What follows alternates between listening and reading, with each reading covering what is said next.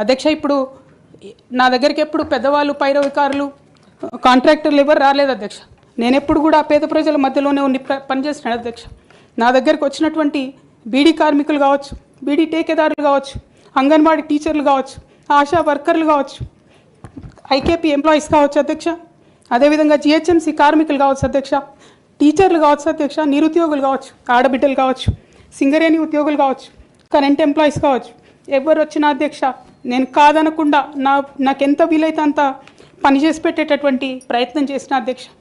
అయినా సరే అధ్యక్ష పార్టీ మౌత్ పీసులుగా ఉండేటటువంటి పార్టీ పేపర్లు, పార్టీ ఛానళ్ళు ఏ ఒక్కరు కూడా ఎన్నడూ కూడా మద్దతు ఇవ్వలేదు అధ్యక్ష. అయినా సరే ధైర్యం వదులుకోకుండా మొక్కువని ప్రయత్నంగా నేను ప్రయత్నం చేస్తూనే వెళ్ళాను అధ్యక్ష. బాధతో చాలా ఆవేదనతో నేను ఈ మాటలు చెప్తా ఉన్నా అధ్యక్ష. తెలంగాణ సమాజానికి ఏదైతే ప్రశ్నించడం నేర్పించినటువంటి బీఆర్ఎస్ పార్టీ అధ్యక్ష, అంతర్గత వేదికలలో అనేక సందర్భాలలో నేను ప్రశ్నిస్తే అధ్యక్ష నా మీద కక్ష కట్టారు అధ్యక్ష. కేసీఆర్ గారు చుట్టూ ఉన్నటువంటి కొందరు వ్యక్తులు తప్పక చెప్తున్నాను అధ్యక్ష ఈ మాట. ఎందుకంటే భారతదేశ రాజ్యాంగం ప్రకారం రాజకీయ పార్టీలు ఏవైనా కూడా ప్రజలకు ఒక దిక్సూచిగా నిలవాలి అధ్యక్ష, ప్రజలకు ఒక దారిదీపంగా నిలవాలి. పార్టీలోనే అంతర్గత ప్రజాస్వామ్యం లేకపోతే రాష్ట్రంలో ఎట్లా ప్రజాస్వామ్యం ఉంటుందనే విషయాన్ని కూడా మనందరం గమనించాలి. కాబట్టి ఈ మాట చెప్తా ఉన్నాను అధ్యక్ష. మరి కక్షగట్టి నన్ను ప్రశ్నించినందుకు పార్టీ నుండి బయటకు పంపించారని చెప్పక తప్పదు అధ్యక్ష.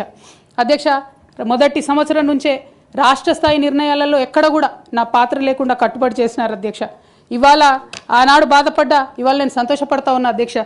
అదేవిధంగా అధ్యక్ష కేసీఆర్ గారి దగ్గర మాట్లాడే ధైర్యం నాకు ఒక్కదానికే ఉంది కాబట్టి అధ్యక్ష ఈ అన్ని అంశాలు నేను ఎప్పటికప్పుడు అడుగుతూ వెళ్ళినా అధ్యక్ష. సరే పర్సనల్గా వారు నాకు తండ్రి, పార్టీ అధ్యక్షులు, ఒక రెండు విషయాలు చేసినా ఒక రెండు విషయాలు చేయకపోయినా నడుస్తుంటుంది పార్టీ అన్నప్పుడు, ఇంత పెద్ద వ్యవస్థ ఉంటే అనుకోవచ్చు అధ్యక్ష. కానీ కింద ఉండేటటువంటి అనేక వ్యక్తులు కంటిన్యూస్గా దురాకతలు చేస్తుంటే కూడా మరి చూసుకోకపోతే కరెక్ట్ కాదు అధ్యక్ష. అదేవిధంగా టీఆర్ఎస్ నుండి బీఆర్ఎస్గా మారుస్తామనేటటువంటి ఒక కీలకమైన నిర్ణయం తీసుకోవడం జరిగింది అధ్యక్ష. ఆనాడు కూడా ఆ మీటింగ్ నేను అటెండ్ అవ్వలేదు అధ్యక్ష. నేను ఒప్పుకోలేదు, ఈ పేరు మార్పుకు ఒప్పుకోలేదు, నేషనల్ పాలిటిక్స్లోకి వెళ్ళడం కూడా నేను ఒప్పుకోలేదు అధ్యక్ష. అంటే ఒక మాట అధ్యక్ష, ఇట్లాంటి హౌస్లో చెప్పొచ్చో లేదో కానీ తెలంగాణలో ఏం పీక్ కట్టలు కట్టినామని నేషనల్కి పోయి చేస్తాం అధ్యక్ష. మనం ఎన్ని పనులు మిగిలినాయి అధ్యక్ష తెలంగాణలో చేయాల్సినాయి. భారతీయ జనతా పార్టీ మీద ఎడతెగని పోరాటం నేను చేశాను అధ్యక్ష. అది పార్లమెంట్లో మాట్లాడడం కావచ్చు, బయట మాట్లాడడం కావచ్చు, అనేక అంశాల మీద కొట్లాడడం కావచ్చు అధ్యక్ష. ఇంత చేస్తే కేసీఆర్ గారి మీద కక్షతో అధ్యక్ష ఆఖరికి నన్ను జైల్లో కూడా పెట్టడం జరిగింది అధ్యక్ష. అయినప్పటికీ ఏనాడు మా పార్టీ నాకు అండగా నిలబడలేదు అధ్యక్ష. 3 సంవత్సరాలు నేను ఒక్కదాన్నే ఈడీతోని, సిబిఐతోని అనేక అంశాల్లో కొట్లాడుకున్న తప్పితే ఎక్కడ కూడా పార్టీ అండగా నిలబడలేదు అధ్యక్ష. ఇది ఎందుకు చెప్తా ఉన్నా అంటే అధ్యక్ష, ఒక పార్టీ అంటే ఒక సంఘం అధ్యక్ష. ఒక సంఘం అంటే ఒకే భావజాలంతో కలిసి పనిచేసే వ్యక్తులు అధ్యక్ష.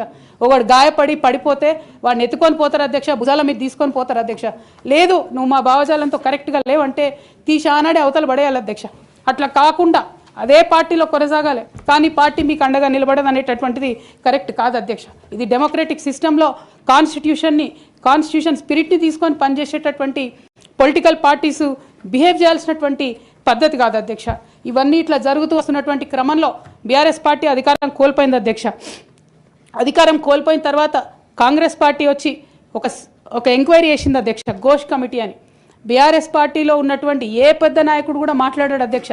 కేసీఆర్ గారు అంటే ఎవరు మాట్లాడారు, అదే కేటీఆర్ గారినో హరీష్ రావు గారినో అంటే అందరు లేచి నిల్చొని మాట్లాడతారు అధ్యక్ష.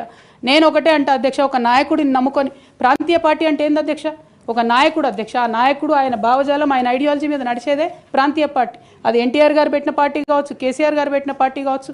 ఆ పార్టీ నాయకుడికే దెబ్బ తగిలితే, ఆ పార్టీ నాయకుడి మీదకే మచ్చ వస్తే పార్టీ మనుగడకే అర్థం ఉండదనేటటువంటి ఉద్దేశంతో ఘోష్ కమిటీ అప్పుడు కూడా నేను ఒక్కదాన్నే జాగృతితోని ధర్నా చేసిన అధ్యక్ష. ఏ ఒక్కరు మాట్లాడరు అధ్యక్ష. ఆ తర్వాత అర్ధరాత్రి 2 గంటలకు కాంగ్రెస్ ప్రభుత్వం అసెంబ్లీలో సిబిఐ ఎంక్వైరీకి ఇస్తామంటే కూడా తెల్లారి 12, 1 గంటలు, 2 గంటల వరకు కూడా మా బీఆర్ఎస్ పార్టీలో ఒక్క పెద్ద నాయకుడు కూడా మాట్లాడాడు అధ్యక్ష. కేసీఆర్ గారిని ఏమన్నా మాట్లాడారు అధ్యక్ష.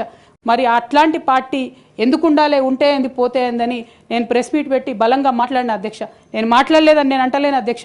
డెఫినెట్గా అవినీతి పరుల పేరు చెప్పిన, నేను హరీష్ రావు గారి పేరు చెప్పిన, వారి టీంలో ఉన్న అందరి సభ్యుల పేరు చెప్పిన అధ్యక్ష. ఇప్పుడు కూడా చెప్తాను అధ్యక్ష. కానీ అధ్యక్ష చెప్పిన తర్వాత తెల్లారి 2 గంటల లోపల నన్ను సస్పెండ్ చేసిండ్రు అధ్యక్ష.